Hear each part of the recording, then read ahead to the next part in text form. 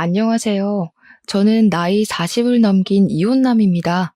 세상 사람들 점점 이기적으로 변해가고 정의라곤 찾아볼 수도 없는 세상이 되었다고 많이 안타까워하시는 분들 많은데요. 분명 세상이 많이 변한 건 맞아요. 그런데도 그 안에서 또 기막힌 운명이 있고 놀랄 만큼 천사 같은 분들이 존재한다는 것도 명백한 사실이에요. 제 사연은 감사한 분에게 제 진심이 닿기를 바라는 마음으로 써보려고요. 지금부터 제게는 인생에서 가장 아름다운 시기였고 앞으로도 그렇게 기억될 그날의 이야기를 들려드릴게요. 저는 아주 심성착한 아내와 결혼을 했습니다. 아내는 요양병원에서 일하는 간호사였어요. 간호사인 아내가 어르신들을 대하는 모습이 너무 천사 같아서 한눈에 시선을 빼앗겼었습니다. 당시 아내가 일하는 요양병원에 아빠가 입원해서 아내를 만나게 되었거든요. 그때 아빠는 간질환 문제로 집에서 관리가 어려워 전문 요양병원으로 입원한 것이었어요. 우리 아빠를 아내가 담당했는데 역시 전문가라 그런지 환자를 대하는 솜씨가 유려하고 센스 있더라고요. 게다가 아내는 목소리도 엄청 여리게 보였어요. 저 살면서 그렇게 심성 예쁘고 말씨 곱상한 여자는 처음 봤습니다. 솔직히 첫눈에 반했다고 해도 과언이 아니었네요. 운명인 여자를 보면 아, 저 사람이다 라는 촉이 온다던데 제가 그걸 아내를 보고서 제대로 느꼈습니다. 이대로 아내를 놓치게 된다면 평생 후회를 할 것 같았어요. 그래서 제가 먼저 연락처를 물었습니다. 감사하게도 아내는 저의 관심을 반겨주었어요. 그 뒤로 저희는 연인이 되었는데 당연히 제가 더 많이 좋아했다 보니까 아내를 귀찮게 할 정도로 잘해줬어요. 이것도 해주고 싶고 저것도 해주고 싶은 마음이 제 일상까지 송두리째 흔들어 버릴 만큼이었죠. 근데 그게 행복했습니다. 저 때문에 아내가 웃는 모습을 보면 모든 세상이 제 위주로 돌아가는 기분을 느꼈거든요. 겨우 2개월 만났을 뿐인데 저는 평생 아내와 같은 곳을 바라보고 싶었고 평생 아내를 즐겁게 해주고 싶다는 생각이 들었어요. 일은 판단이라는 거 알지만 제가 감정을 참지 못해 아내에게 청혼을 해버렸어요. 아내는 저보다 5살이 어린 여자였는데 저와 달리 당시 20대였거든요. 결혼 정년기보다는 빠른 시기라서 당연히 거절당할 거 알고 청혼을 했었어요. 그런데 놀랍게도 아내가 제 청혼을 받아주더라고요. 그것도 흔쾌히 말이지요. 아내의 쉬운 결정에 오히려 제가 당황하여 아내한테 억지로 청혼 받아주지 않아도 괜찮다고 했어요. 그랬더니 아내가 해주는 말이 정말 예뻤습니다. 우리 같은 생각하는 거 아니었어? 오빠 마음이 곧 내 마음이야. 나도 오빠랑 더 일찍 많은 시간을 같이 보내고 싶어. 분명 제가 청혼을 했는데 도리어 제가 청혼을 받은 기분을 느꼈어요. 그렇게 저랑 아내는 서로의 마음이 맞아서 연인이 된 지 2개월 만에 결혼식을 올렸습니다. 아내는 가족이 없다고 했어요. 그런데도 정말 바르고 씩씩하게 자라온 것 같아서 제가 다 기특했습니다. 저희는 굳이 상견례가 필요 없었기에 우리 집에만 인사를 했던 게 다였어요. 아내는 자신이 가진 것도 없고 고아에다가 직업도 월등하지 않아서 저희 부모님한테 미움받을 걸 두려워하더라고요. 그럴 필요 없다고 해줬어요. 저희 부모님 정말 마음 좋은 분들이거든요. 고아인 아내의 처지를 알고 우리 가족들은 알아서 따뜻하게 대우해 줬습니다. 특히 엄마는 저처럼 아내를 기특하게 보았어요.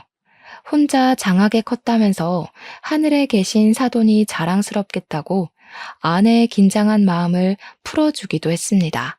아내는 다행히도 저희 가족의 관심을 매 순간 감동하며 우리에게 더 잘했어요.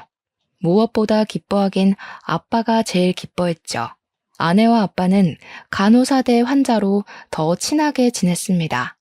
아내도 일을 하면서 시부 모시는 마음으로 입원 중인 아빠를 세심하게 보필해 주었어요. 아내는 마치 원래 우리 식구였던 것처럼 잘 어울렸습니다.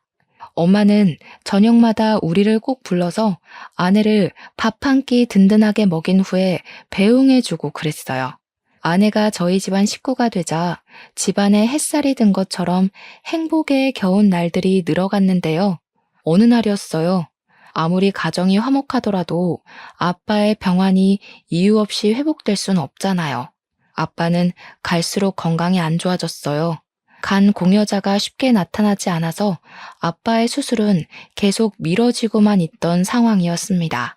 그런데 저희가 너무 단기간에 사이가 가까워져서 그런가 어느 날 아내가 파격적인 제안을 해왔는데요. 아빠 병실로 우리 식구를 전부 모아놓고 얘기를 해주더라고요. 제가 아버님께 간 이식을 해드리고 싶어요. 아버님 더 늦으면 정말 고비일 수 있거든요. 제가 간 이식하는 거 허락해달라고 불렀어요. 아내의 제안을 듣고 깜짝 놀란 엄마와 저는 당황해서 서로 대답을 눈치 보고 있었어요. 그러다 엄마가 나서서 아내에게 그럴 필요 없다고 거절을 하였습니다. 하지만 아내도 엄마가 거절을 할 것 같았는지 이미 조직 검사까지 다 받았다고 고백하더라고요. 안 된다. 우리가 어떻게 남의 집 귀한 딸내미한테 그런 짓을 하겠어. 그건 내가 나중에 사돈 얼굴 볼 낯이 없을 것 같아. 다른 방법이 분명 있을 거다. 꼭 알맞은 공여자가 나타날 거야. 그 알맞은 공여자가 저예요. 저라고 생각해 주세요, 어머님. 아버님부터 살리고 봐야죠. 전 정말 괜찮습니다. 다른 건 생각하지 마시고 지금은 아버님 살리겠다는 생각만 해주세요. 아내는 아빠를 꼭 살리고 싶어 했습니다. 그건 우리 가족 다 마찬가지였어요. 그래서 저랑 엄마는 아내가 강력하게 주장하는 것에 끈질기게 반대를 못했습니다. 아내를 만나기 전까지 저희 집안이 지옥 같긴 했었거든요. 아빠를 위해서 저랑 엄마 둘 다 조직 검사를 했는데 불일치가 나오는 바람에 하루하루 공여자가 나타나기만을 기다리면서 괴로운 시간을 보내고 있었단 말이죠. 그런데 우리 집안 숨통을 트이게 해주겠다고 아내란 은인이 나타나 제안했어요. 심지어 아내는 우리에게 이식을 허락해달라고 부탁까지 하고 있었습니다. 고개를 숙이고 부탁을 해야 하는 입장은 저희 가족이었는데 말이에요. 저희 가족은 아내의 말이 고맙긴 했지만 미안한 마음은 어쩔 수 없이 크게 들었어요. 그러나 결국 아내 덕분에 마음이 놓인 것도 사실이었습니다. 끝내 저희는 아내가 저희에게 부탁했던 것처럼 마찬가지로 이식을 부탁하게 되었어요. 아빠는 아내의 손을 잡으면서 고맙다고 눈물을 흘렸습니다. 세상에 이리 마음이 고운 사람이 또 있을까? 아가, 내 평생 너한테 이 은혜 갚으면서 살 거야. 절대 너의 선한 마음을 잊지 않을 거다. 그렇게 아빠는 아내의 간을 이식받게 되었습니다. 당연하게도 건강을 회복하셨어요. 그날로 우리 식구는 아내에게 고마워서 더 잘했습니다. 저 또한 제 생명의 은인인 아내에게 더 큰 사랑을 느꼈어요.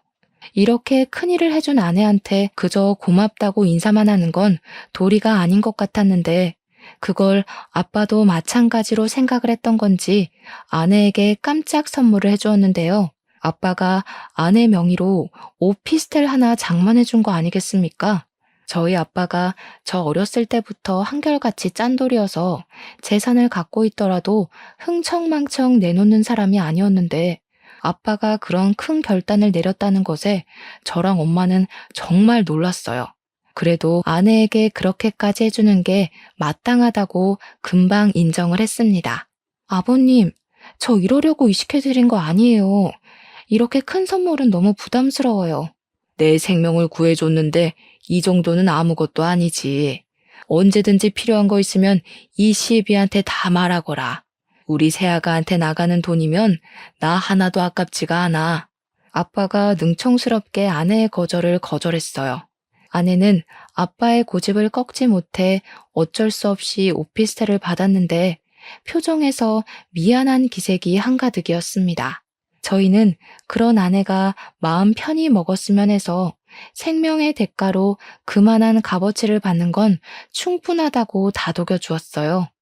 아빠도 건강을 회복했고, 더는 흠나올 데 없는 우리 식구를 보면서 저는 왠지 앞으로 더 행복하게 잘 살 수 있을 줄 알았어요.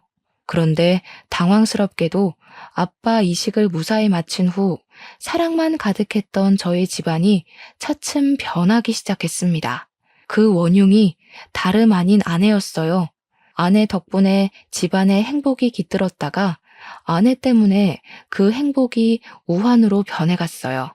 아빠한테 간 이식을 해준 아내는 건강 회복 때문에 일을 쉬더니 저한테 별다른 말도 없이 갑자기 일을 그만둬 버렸어요.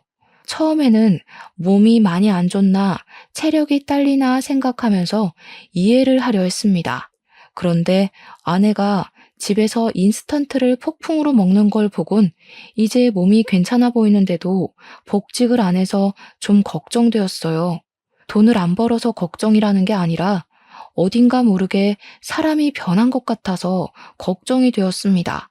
좋게 말하면 그간 고아로 고군분투 살면서 한 번도 쉬지 않았던 몸을 이제야 왕창 쉬는구나 라고 볼 수 있겠는데, 나쁘게 말하면 그냥 놀고 먹는 백수꼴로 보였어요. 하지만 무어라 터치하지 않고 이해해 줬습니다. 아내가 그간 열심히 살았으니까 결혼하고 가족이란 울타리가 생겨서 안정감이 들어 쉬고 싶겠지 라고 합리화했어요. 근데 저도 사람인지라 한 번씩 아내의 행동에 화가 날 때도 있었는데요. 여보, 많이 바빠? 나 라면 좀 끓여주면 안 돼? 라면 하나 먹고 자면 기분 좋게 잘 수 있을 것 같은데. 나 바쁘잖아. 지금 출근 준비 중이야. 라면 정도는 당신이 해 먹을 수 있으면서. 아, 해줘. 나 지금 내일 발라놔서 손을 못 움직여서 그래. 새벽 내내 영화 본다고 아무것도 못 먹었더니 배고프단 말이야. 아내는 밤낮까지 바뀌어서 제가 출근하는 아침까지 깨어 있었다가 제가 퇴근해서 오는 시간에는 잠을 자고 있었어요. 생활 패턴이 이렇게 달라져 버린 것도 제겐 하나의 스트레스였습니다. 그래도 저는 참았죠. 부모님도 아내가 이렇게 지내는 거 알지만 다 이해해 주시거든요. 이해해 줘야 된다고 강요하기도 하시고요. 아내가 저렇게 부탁할 때면 저는 결국 미루고 미루다 끝내 아내에게 라면 하나 끓여주고 출근을 했습니다. 그리고 나중에 귀가하면 제 스트레스는 한층 더 쌓여요. 아내가 아침에 먹은 라면 냄비를 씻지도 않고 그 자리에 그대로 두거든요. 여기저기 돌아다닌 흔적도 그대로 남겨두고 옷이고 속옷이고 전부 바닥에 널어놔요. 집안일도 다 방치해서 그야말로 엉망진창인 집구석이 저의 퇴근을 반기고 있죠. 갈수록 강도가 심해지는 아내의 태도에 정말 턱끝까지 할 말이 차올랐지만 우리 집안의 은인인 아내랑 싸우고 싶지 않았습니다. 아빠 간이식을 해줄 때만 해도 제가 아내를 향해 속으로 다짐했었거든요. 아내가 실수로 사람을 죽였다고 하더라도 그거 내가 다 감싸주겠다고 말이죠. 그만큼 아내에게 고마워서 아내가 뭘 하든 다 보듬어줄 작정이었다는 겁니다. 그래서 아내가 실망스러운 모습을 보일 때마다 그때의 다짐을 수천 번 되뇌며 저 혼자 바깥일, 집안일을 다 하며 지냈어요. 내 아내가 잠깐 방황하고 있는 거라고, 다시 천사 같던 이전의 모습으로 돌아올 거라고 믿으면서 말이에요. 아내는 아빠한테 받은 오피스텔에 세를 주고 있었어요. 그래도 그나마 그건 관리를 잘하는 것 같았습니다. 유일하게 그 오피스텔 관리만이 아내를 움직이게 했어요. 입주민이 민원을 넣으면 해결해 주려고 외출을 했거든요. 그때만이 그나마 멀쩡한 사람이 되는 아내에게 저는 차비하라고 용돈 2, 3만 원씩 쥐어주기도 했어요. 그거라도 열심히 해야지. 안 그럼 아내가 완전히 망가질 것 같았거든요.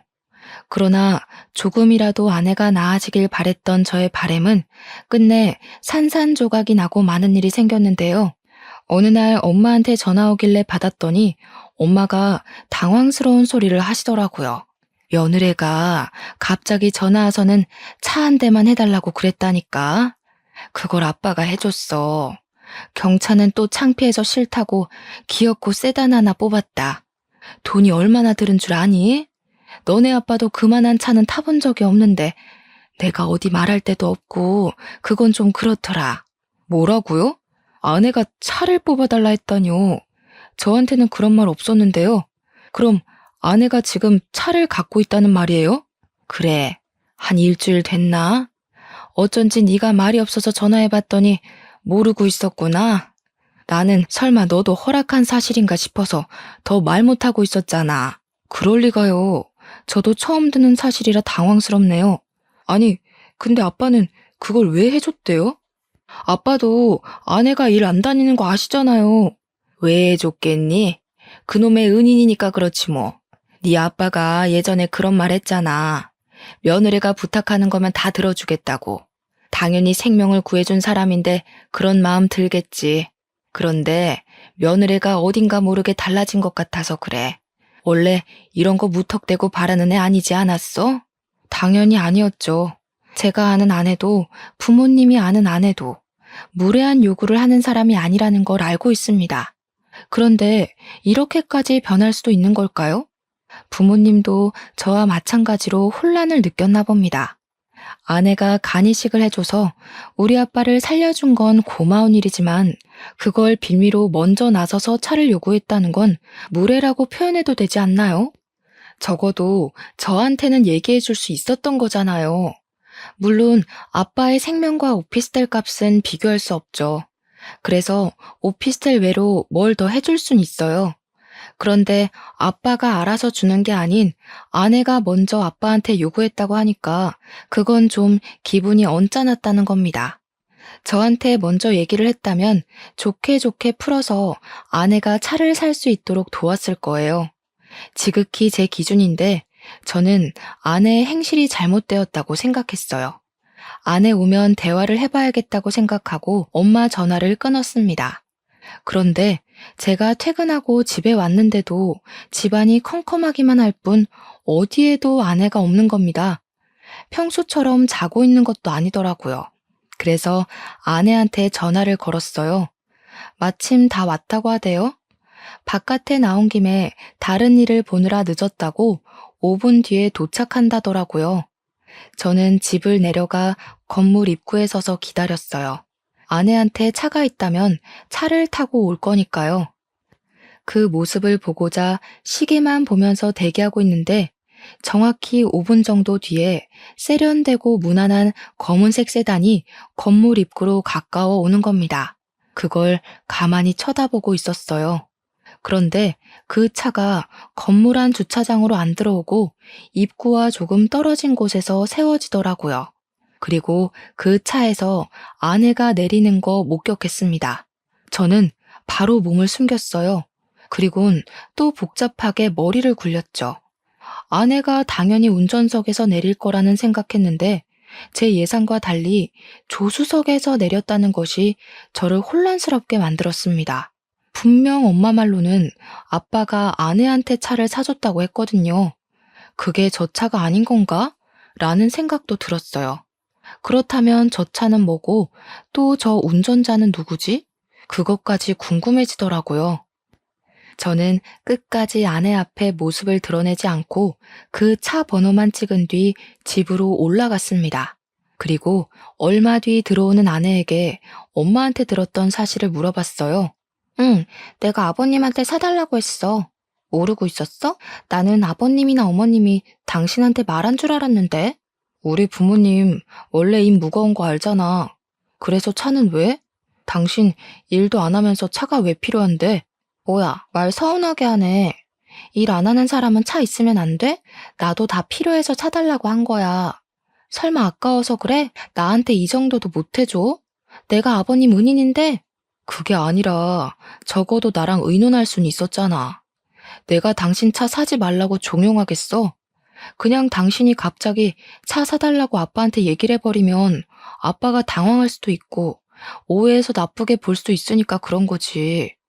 아버님이 날 나쁘게 볼 게 뭐 있어? 나쁘게 봐서도 안 되지. 나는 엄연히 생명의 은인인데. 그리고 아버님이 갖고 싶은 거 있으면 다 말하라고 했어. 이날 저는 무언가 잘못되어 가고 있다는 걸 아주 크게 느꼈습니다.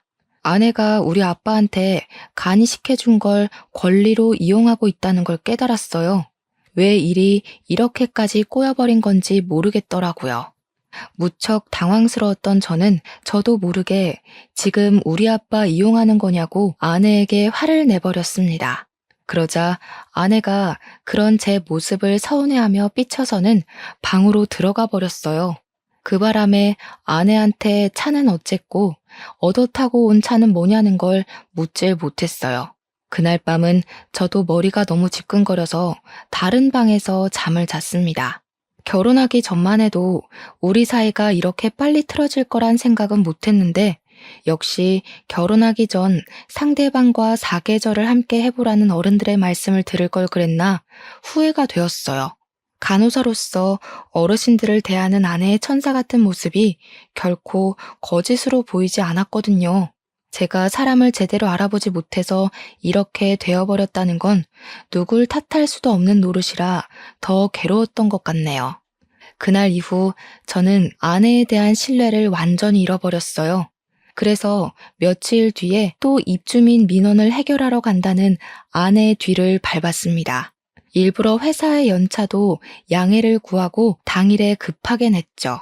아프다고 거짓말해서 연차를 낸 거지만 제게는 아내를 미행하는 것이 실제 제 목숨이 달린 문제와도 같았기 때문에 어쩔 수 없었어요. 저는 미리 차에 올라탔고 아내는 아파트 건물을 좀 나가더니 지난번에 본 그 검정 세단에 올라탔습니다. 또 조수석이었죠. 제가 지난날 사진으로 찍어놨던 차 번호랑 비교를 해봤더니 똑같은 차더라고요. 그 길로 저는 작정하고 그들 뒤를 밟기 시작했어요. 그렇게 그 세단이 도착한 곳은 당황스럽게도 제가 아는 곳이었습니다. 그건 바로 아빠가 아내에게 선물로 준 오피스텔이 있는 건물이었죠. 이미 그때부터 설마 싶은 의심이 들었어요. 그들이 주차하길래 내리지 않고 지켜만 봤는데 운전석에서 웬 남자가 내리더라고요. 의심으로 가득 차올랐던 제 마음은 그 남자를 보자마자 끝내 폭발해버렸어요. 아내가 그간 바람 피우면서 놀고 먹었다는 사실을 눈앞에서 확인해버린 셈이잖아요. 정말 살이 떨렸고 화가 나서 핸들 잡고 있던 손에도 힘이 잔뜩 들어갔습니다. 그동안 아내를 어떻게 이해해보고자 노력했던 제 자신이 초라하게 느껴진 순간이었어요. 피가 거꾸로 솟는 느낌이었던 저는 차에서 내려 끝까지 그들 뒤를 쫓았습니다. 결정적인 장면을 제 두 눈에 담고 아내가 빠져나갈 구멍이 없도록 몰아붙일 생각이었거든요. 저는 그들 뒤를 따르며 내내 동영상을 찍었어요. 그리고 엘리베이터 층수 멈추는 곳이 어딘가 지켜봤죠. 역시나 아빠가 준 오피스텔 호수라는 걸 알고서 아내와 이혼을 결심했습니다. 아내가 외간 남자랑 같이 차를 타고 주기적으로 만나고 오피스텔을 사이좋게 같이 올라갔다면 그 남자가 거기 살고 있을 수도 있는 거잖아요. 아내랑 같이 두 집 살림하고 있을 수도 있고요. 저는 마지막 결판을 내기 위해서 떨리는 가슴을 안고 뒤따라 엘리베이터 탔어요. 제가 알고 있는 그 호수 앞에 섰습니다. 모든 걸 끝낼 마음을 먹었더니 그간 짧았던 결혼 생활이 필름처럼 지나가서 속상했어요. 그래서 저를 이렇게 만든 아내를 더 용서할 수 없었습니다. 망설임을 관두고 바로 초인종 눌렀어요. 그런데 안에서 반응이 없더라고요. 혹시나 인터폰으로 확인이라도 할까봐 저는 일부러 인터폰 안 보이는 곳에 서 있었습니다. 얼마 뒤 문이 조심스레 열렸고 누군가가 얼굴을 내밀었는데 예상대로 운전석에서 내렸던 그 남자더군요. 저는 바로 그 남자를 밀치고 안으로 들어갔어요. 안에서 아내를 발견했습니다. 그 순간 실망은 절망이 되었고 직접 마주보니 분노를 더 참기 힘들었어요. 주위에는 아내 것으로 보이는 옷, 속옷, 장신구, 개인용품 등등이 보였습니다. 제가 주위를 쭉 둘러보다가 황당해서 헛웃음 터뜨리니 아내가 당황함을 감추지 못하고 말했어요. 여보가 여길 어떻게 왔어? 설마 내 뒤밟은 거야? 이 상황에 그게 중요하니? 지금 이게 뭐 하는 짓이야? 여태 우리 아빠가 사준 집에서 딴 놈이랑 살림 차리고 있었던 거야? 아무리 개념이 없어도 그렇지 어떻게 아빠가 사준 집에서 바람을 피워? 아니, 그게 아니야. 당신이 오해한 거야. 우리 이상한 사이 아니고 그냥 친구야. 옛날부터 가까이 지냈던 친구. 친구 같은 소리 하네. 네가 무슨 변명을 대도 내 눈으로 직접 본 걸 설득시키진 못해. 이렇게 증거가 수두룩빽빽한데 어떤 멍청이가 그딴 해명에 속겠어. 내가 당신 많이 좋아했다고 이런 것도 눈 감아줄 거라 생각했던 거야? 사람을 기만해도 정도가 있어야지. 네가 우리 아빠를 살렸다고 해서 내가 네 불륜을 이해할 필요는 없는 거잖아. 더는 못 참아주겠다. 그만 이혼하자. 이혼하자는 제 말에 아내는 갑자기 울음을 터뜨리면서 저를 붙잡았습니다. 그 손길마저 싫어서 저는 아내를 강하게 뿌리쳤어요. 그랬더니 아내가 힘없이 넘어져 버리더라고요. 더 이상 저랑 상관없는 사람이니 아내가 어떻게 되든 신경 안 쓰고 나가려 했습니다. 그런데 갑자기 상간남이 나서서 제 멱살을 잡더라고요. 어떻게 여자를 때려요? 우리 누나가 그런 거 아니라잖아요. 적어도 사람이 하는 말은 들어보고 판단을 해야 될 거 아닙니까? 이 정신 나간 놈이 뭐라는 거야? 상황 파악 안 돼요? 그쪽이 지금 무슨 짓에 가담한지 모릅니까? 남의 가정 망쳐놓은 주제에 정의로운 척하지 마세요. 그래봤자 상간자 새끼인 건 똑같으니까. 저는 상간남을 뿌리치고 현관으로 갔어요. 그런데 문고리를 잡고 열자마자 뒤에서 상간남이 누나 하면서 소리를 치더라고요. 무슨 쇼를 보여주려고 그러나 싶어 돌아봤는데 아내가 기절해 있는 겁니다. 살짝 당황하긴 했지만 결국 쇼한다고 생각했어요. 제가 이미 눈으로 확인한 게 있는데 그들 상황극에 넘어가 줄 리 없잖아요. 무시하고 나오려고 했는데 그 순간 상간남이 서럽게 울면서 119까지 신고를 하더라고요. 그제야 당황한 저는 속는 셈 치고 다시 아내에게 가봤습니다. 제대로 확인한 아내는 정말 의식 없는 모습이었어요. 코피까지 흐르고 있더라고요. 깜짝 놀라서 얼른 아내를 끌어안았어요. 정신 차려보라고 흔들었는데도 아내는 마치 죽은 사람처럼 늘어져 있었고 감은 눈 사이로 흰자만 보였습니다. 상간남이 신고한 119가 뒤늦게 도착하고 저는 보호자 자격으로 급히 구급차를 같이 올라탔어요. 그런데 상간남도 따라오더라고요. 아무리 급박한 상황이라도 저는 눈물까진 안 흘렸는데 상간남 혼자 구급차 떠나가라 울면서 아내 손을 꼭 잡고 있는 겁니다. 구급차에서 내리고 응급실로 향할 때까지 상간남이 아내 곁을 못 떠났어요. 처음엔 저도 정신없어서 상간남의 존재를 신경 써줄 여력 안 되었지만 나중에는 심기에 거슬리더라고요. 그래서 사람들 못 듣게 작은 목소리로 상간남한테 꺼지라고 했습니다. 사람 많은 데서 괜히 개망신당하고 싶지 않으면 그만 가시죠. 아무리 저랑 아내가 이혼할 사이라곤 하지만 저 아직 아내 남편이에요.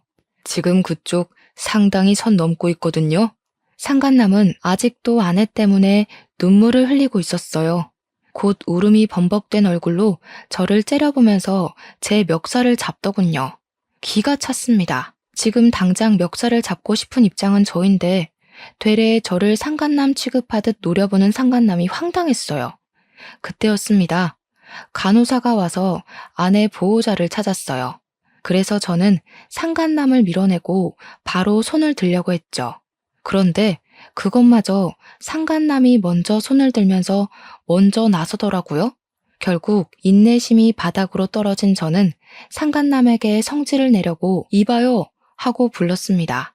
그런데 그 순간 상간남이 간호사한테 자기를 소개하는 말 때문에 당황해서 말문이 막혀버렸어요. 가족분이세요? 환자분이랑은 무슨 관계세요? 남동생이에요. 우리 누나 어떻게 됐어요? 지금 바로 수술 들어가는 거예요? 보호자는 어디서 기다리면 되죠? 상간남이 정신 못 차리고 간호사를 졸졸 따라갔습니다. 저는 그 자리에 멍청하게 서 있다가 뒤늦게 걸음을 뗐어요. 저 멀리 앞장서서 수술 동의서에 사인하는 상간남을 멀찍이 지켜봤어요. 남동생이라니 아내는 분명 저랑 결혼할 때 고아라고 했습니다. 그런데 갑자기 남동생이 웬 말인 건가 싶었어요.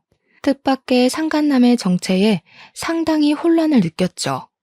상간남 말이 거짓말일 수도 없는 게 수술 동의서 때문에 가족관계 조회가 가능한가 보더라고요.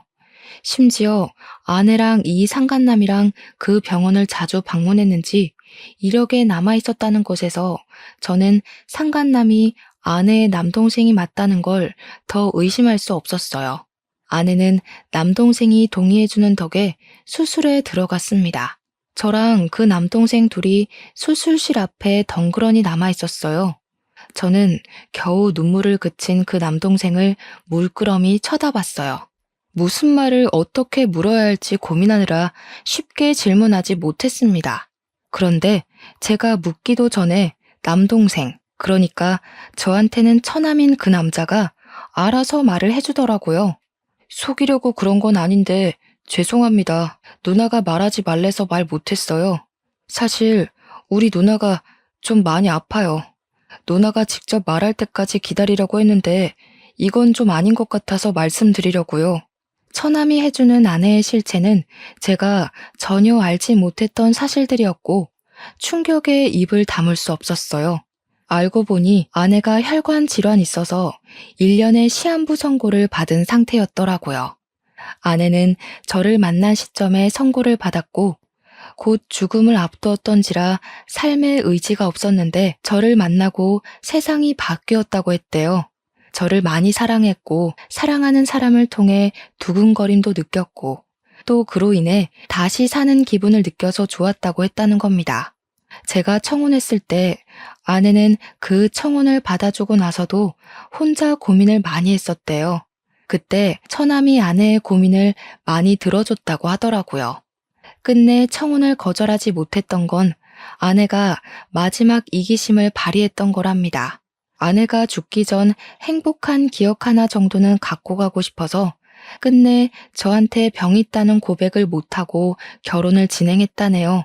그렇게 결혼을 하고 난 후도 아내는 마음이 편치 않았다고 했어요. 신혼 시작부터 아내 마음엔 이미 죄책감이 자리 잡고 있었고 아내는 그 때문에 아빠에게 흔쾌히 간 이식을 해줬던 거라고 했어요. 어차피 1년 후면 죽을 몸이니 간 떼어주는 것이 무섭지도 않았다고 해요. 그 뒤로도 아내는 우리 가족들 몰래 속으로 죄책감을 키워갔는데 우리 가족이 날이 갈수록 과한 사랑을 주자 불안하기까지 했다고 했어요. 아내는 갈수록 커져가는 행복감에 나중에 우리 가족한테 사실을 밝혀서 실망을 안겨주는 것이 너무 무서웠답니다. 병환을 속이고 결혼했다는 것에 실망할 가족들의 얼굴을 차마 마주할 용기가 없던 아내는 결국 선택한 방법이 죽기 전에 저한테 이혼을 당하는 거였다고 했어요. 그래서 그렇게 갑자기 막장으로 살기 시작했던 거였죠. 처남을 이용해 불륜을 연기하면서까지 말입니다. 처남이 오피스텔에서 지냈던 것도 불륜을 가장하기 위한 그림이기도 했지만 월세에 전전하며 취업 준비로 생활고에 시달리던 처남을 위해 아내가 몰래 그곳에 살도록 해준 이유가 크더라고요. 차까지는 받아낼 생각이 없었다고 했는데 제가 이혼하자는 말을 도통 안 해서 아내는 결국 식구들에게 상처를 더 줄 수밖에 없었다며 그 차는 처남에게 줬다고 했어요. 아내는 진짜 차를 탈 생각은 없었고 식구들에게 인정머리 없는 모습을 보여주려고 했던 건데 저희 아빠가 아내한테 진짜 차를 사줘서 아내가 좀 당황했다고 하더라고요. 차 명의는 처남한테 돌리지 않고 아내 앞으로 되어 있다네요. 어차피 아내가 죽으면 다 저한테 돌아갈 재산이니 일부러 처남 앞으로 돌린 명의는 없다고 했어요. 그 사이 다행히도 처남은 편하게 공부해서 편하게 취업했다고 하는 겁니다. 처남에게 모든 사실을 들은 저는 그대로 주저앉아 버렸어요. 믿기 힘든 사실이 전부 진실이라서 숨이 턱 막히는 기분이었어요. 그런 줄도 모르고 아내를 밀쳐서 다치게 한 것이 너무 마음에 걸렸습니다. 너무 미안했어요. 수술을 무사히 끝내고 나온 아내는 다행히도 한 고비를 넘겼다고 했습니다. 한참 호흡기에 의지해 잠을 자고 있다가 뒤늦게 의식을 찾았어요. 아내 손만 잡고 깨어나길 기다리고 있었던 저는 벌떡 일어나 아내를 살폈어요. 그리고 서름이 북받쳐 올라서 아내에게 목청을 높여버렸습니다. 대체 왜 그랬어? 그냥 솔직하게 말하지. 내가 당신 병 있다고 하면 미워할 거라 생각했어. 어떻게 사람을 이렇게까지 바보로 만들어? 미안해. 내가 사실대로 말해줘도 당신이 나를 미워하지 않을 거란 거 알아. 그래서 더 고지곳대로 말 못하겠더라고. 당신이 나를 끝까지 좋아해 줄 걸 아니까. 당신만 두고 가야 할 때 내가 너무 무서울 것 같았어. 나 때문에 당신 마음이 많이 괴로울 테니까. 난 당신한테 짐이 되고 싶지 않아. 내가 아무것도 모르는 게 더 괴로운 일이야. 처남이 나한테 끝까지 비밀로 할 거란 건 믿었어? 내가 언젠간 알게 될 거라고 생각 안 했어. 그럼 그때 나는 어떻게 되는데 당신한테 용서도 못 빌고 반성도 못 하고 후회만 하다가 당신 앞에 죄인으로만 남았겠지. 나는 당신한테 죄인이 아니라 남편으로 끝까지 남고 싶다고. 제 원망에 아내는 눈물을 흘리면서 웃었습니다. 이미 저 덕분에 충분히 행복했다고, 단 한 번도 죄인이라 생각해 본 적 없고 눈 감는 그 순간까지 남편이라 생각하려 했다고 하더라고요. 내가 남편 하나는 정말 잘 만났다. 살면서 가장 행복했던 것 같아. 당신 덕분이야. 행복하게 해줘서 고마워. 작별 인사하듯 말하지 마. 나 당신 보낸다고 한 적 없어. 몸이 많이 안 좋은 거야? 요즘은 시한부 선고 그거 믿을 거 못 돼. 시한부 받고도 훨씬 더 오래 사는 사람들 얼마나 많은데. 옆에서 처남이 대신 말해주길 돈이 없어서 치료할 시기를 놓치는 바람에 몸이 더 망가졌다는 얘기를 했어요. 그것마저 제 탓 같아서 너무 후회스럽더라고요. 제가 아내를 더 빨리 알았다면 아내가 이렇게 병환으로 고생하지 않아도 되었을 텐데. 이미 늦었다는 거 알지만 그래도 저는 최선을 다해보고 싶었습니다. 그래서 그날 이후 아내의 병간호를 꼬박꼬박하며 아내의 병환에 대해 빠삭하게 공부를 했어요. 그 사이 어쩔 수 없이 이 사정을 우리 식구까지 다 알게 되었습니다. 엄마는 어느 순간부터 아내를 좀 안 좋게 생각하고 있었는데 저한테 모든 사실을 설명 듣고 나서 제일 많이 눈물을 흘리셨어요. 부모님 두 분은 병원까지 직접 찾아와서 아내를 딸처럼 보필하고 챙겨주었습니다. 저랑 처남이랑 같이 아내를 책임져 주셨죠. 당연히 병원비는 저희 부모님이 부담을 해주셨고요.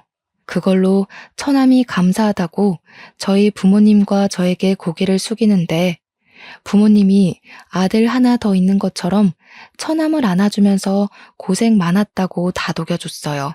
그러자 처남이 아내가 쓰러졌을 때처럼 눈물을 뚝뚝 흘리더라고요. 아휴, 이 가여운 남매가 어디 또 있을까. 얼마나 고생이 많았어. 그래도 둘이 의지하면서 참 잘 컸다. 남동생이 든든하게 누나 지켜주고 있었으니 누나도 이만큼이나 잘 버텨온 거야. 앞으론 우리가 도와줄 테니까 마음 단단히 먹어요. 그래야 누나가 더 힘내서 치료받지. 고맙습니다. 저희 누나 대신 평생 은혜 갚으면서 살게요. 정말 고맙습니다. 끊어질 뻔했던 가족 간의 인연은 더욱 끈끈해져서 보기 좋은 모습을 띄었어요. 처남도 우리 가족 덕분에 긍정적인 기운을 많이 받았고 하는 일 방해받지 않고서 열심히 근무도 했습니다. 아내도 저와 부모님의 설득에 못 이겨 치료를 받아보겠다고 했어요.